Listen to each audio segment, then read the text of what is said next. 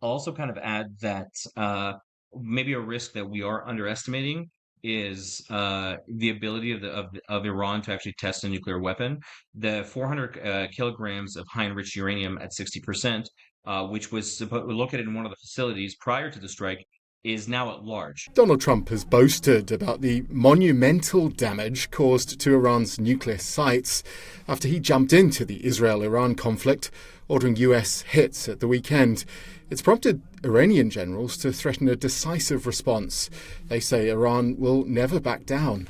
With us to talk through what may happen next is the analyst Dr. Farzan Sabet, a managing researcher at the Global Governance Centre at the Geneva Graduate Institute, who has long focused on Middle East security. Farzan, welcome. Thank you. Great to join you. We're seeing Iran continue to hit Israel today. They haven't hit American interests so far. What's your sense of the most likely way this will all play out? Right. I think the most likely thing is that they'll attempt to give some kind of response, but they're going to try to calibrate that response so as not to elicit an even larger scale, more damaging response from the United States that further draws in President Trump into the war. That could take a number of forms. The assassination of Qasem Soleimani kind of presents a possible scenario. After his death in January 2020, Iran targeted a major U.S. Base located in Iraq with its short-range ballistic missiles. This was targeted so precisely, unlike its medium-range ballistic missiles, which have a lower level precision, that it was able to sustain damage to the actual base without necessarily killing U.S. personnel who were given forewarning and took protective cover. Although it was later reported by the New York Times and other sources that they did sustain traumatic brain injuries, at least some of the personnel. In that particular case, President Trump in 2020 and the U.S. was able to kind of not further escalate because they could say Iran struck, but it was ineffective. And the Islamic Republic or the Iranians, for their part, could say that, listen, this was an unprecedented attack on the United States, which was true, and that we did in fact do damage. Both sides could kind of have their narrative without the need to further escalate. So that presents a model, and a model that might be very attractive for the Iranians right now. If we say this is a calibrated response, maybe small attacks on US bases in Iraq or even Syria, is that an off-ramp for Tehran and for Donald Trump?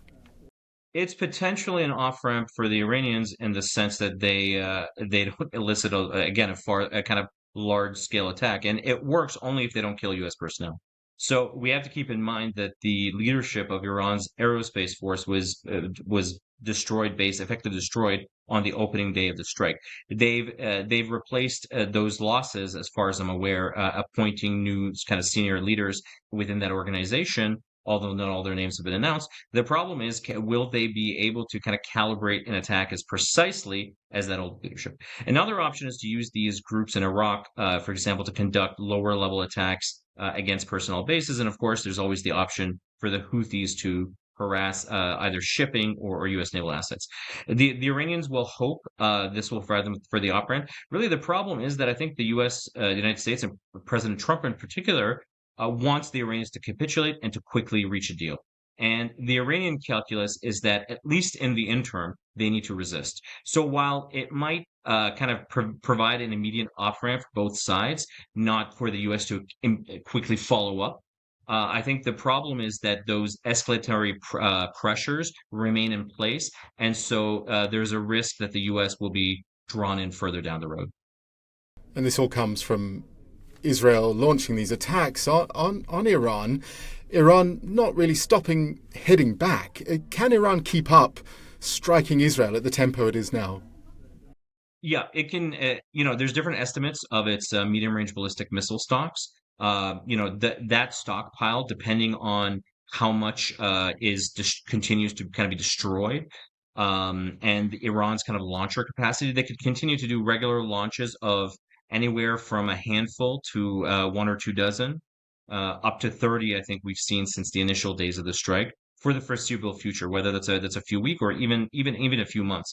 After that, Iran will still retain a stockpile of both cruise missiles as well as drones that could continue to strike Israel, albeit those are going to, especially the drones, are going to be much less effective than the medium range ballistic missiles that they're using right now, both in terms of penetrating Israeli airspace and hitting their target and then destroying the target. If we think about Israeli actions today, we've seen the Evin prison that we've all heard of hit, and it seems the Basij paramilitary headquarters as well. These don't seem to be part of the nuclear program that Israel says is the reason behind their actions in the last week.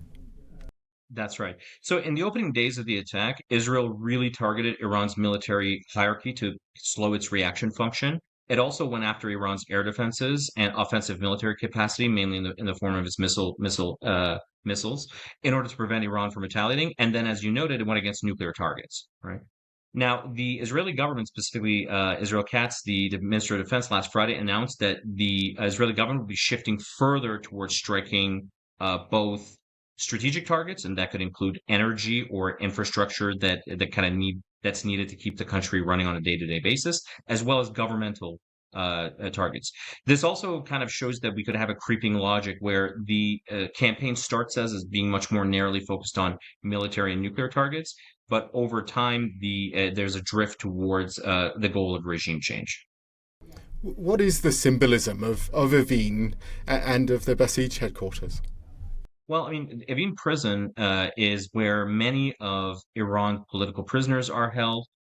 This actually doesn't only, it's not only the Islamic Republic, but under the time of the Shah, many of Iran's best and brightest, there's a kind of a joke, have graduated from Evin University, right? So, and so the symbolism is quite profound. That is Israel destroying the gates to Evin and damaging the facility, but ultimately, it's going to be up to the prisoners themselves and perhaps their families to escape and leave the prison, right? So what is the message Israel seems to be sending, and the same goes with striking the kind of Basij headquarters, which is responsible for domestic repression, especially in the case of protests, is that we can help you, but ultimately it's up to you to kind of take your lives and take your freedom into your own hands. Outside of the immediate region, we're seeing Asian countries, particularly nervous financial markets, reacting really sharply to Iran's threat to close the Strait of Hormuz in response to these attacks. Why is this threat prompting such anxiety? And is this vote in the parliament, is that just rhetoric? Of course. So, I mean, despite the kind of diversification and evolution of the global energy market, especially the oil market, the Strait of Hormuz remains a major thoroughfare for the energy trade, especially when it comes to oil exports. And especially when it comes to the Asia Pacific region, China, one of Iran's closest partners, as well as a partner for the Gulf countries. So it naturally sparks anxiety when, the risk profile is heightened and there's kind of open warfare, especially conflict between Iran and the United States, right? Two adversaries where between whom a conflict has been expected for a long time, but didn't quite materialize, at least in this form, until just a few days ago, right? Now, in terms of the specific vote in the parliament that's certainly symbolically important. And a way for the Islamic Republic to signal its potential future intentions, but it actually holds no water. The parliament has no authority over what the armed forces do or don't do to close the Strait of Hormuz. Ultimately, that's going to come down to Iran's leader, who's believed to be in hiding and at least somewhat incommunicado when it comes to using electronic devices, at least. And of course, Iran's Supreme National Security Council, which is kind of an interagency body that coordinates and builds consensus around national security decision making. So those are really the two kind of entities or persons to look to for a decision to the Strait of Hormuz, and we still haven't seen anything. And I don't think that would come except in what the Islamic Republic would consider an apocalyptic scenario, right? Either the killing of the supreme leader or a large-scale, massive entry of the U.S. into the war, short of the type of one-off strike that we saw over the course of the weekend. That kind of apocalyptic situation where Ali Khamenei, the supreme leader, may be killed is something Donald Trump seems to be mulling over, at least publicly. Is that why we haven't seen the Ayatollah speaking for a day or two? We've just been hearing from generals and defense figures. That's right. At a time of profound crisis in the country, where the security of the system has been shattered, he's very there's very little to be found of him, right? Of course, it's this is the security precautions they're taking. The concern is that as soon as he would be found, the Israelis would attempt to assassinate him. And so he's made himself scarce. What we've also heard is certain key officials are no longer communicating with electronic devices, but finding other means to make the kind of communicate their decisions outward. But of course, that then kind of gives the appearance of a weakness of the system, right? Because its foremost figure is in hiding and unable to kind of appear before the public in a demonstration of strength. Plenty of analysis at the weekend about how the US and Israel together far outweigh Iran's military capabilities. Is there a risk the world is underestimating Tehran's capability and its will to keep fighting? I think certainly Israel and President Trump probably underestimated the Islamic Republic's will to resist. As to its actual capability to keep fighting in terms of inflicting real damage, what I found since the 7th of October is that, and even before, is that I tend to consistently overestimate the Islamic Republic's capabilities and their ability to be operationally effective. That's not to say we should be complacent, right? But so they'll be able to resist and continue to fight, but that resistance won't necessarily translate into reestablishing deterrence with the U.S. and being able to cause a high level damage, except in the case of an attempt to close the Strait of Hormuz. Although even there, I would expect that if they did achieve a closure, it would be reopened relatively quickly and prices would stabilize. I'll also kind of add that maybe a risk that we are underestimating is the ability of Iran to actually test a nuclear weapon. The 400 kilograms of high enriched uranium at 60%, which was located in one of the facilities prior to the strike, is now at large. No one knows where it is, and Iran retains sufficient infrastructure, whether it's kind of hardened facilities. It retains enough kind of centrifuges and other hardware of that type, and it retains obviously potentially this 400 kilograms of high enriched uranium, and it over the course of a few weeks, a few months, likely we're talking about a period of 6 months or longer, it could bring together the core elements of a nuclear bomb and actually conduct a test. Right now, the attacks have certainly degraded its nuclear capacity and pushed that prospect further out. But the problem is now we've lost track of things, and they could already have before, and now also be establishing secret facilities. So that's I think one major risk, which has been pushed back by the war. But it's definitely worth keeping an eye on because that could be a game changer.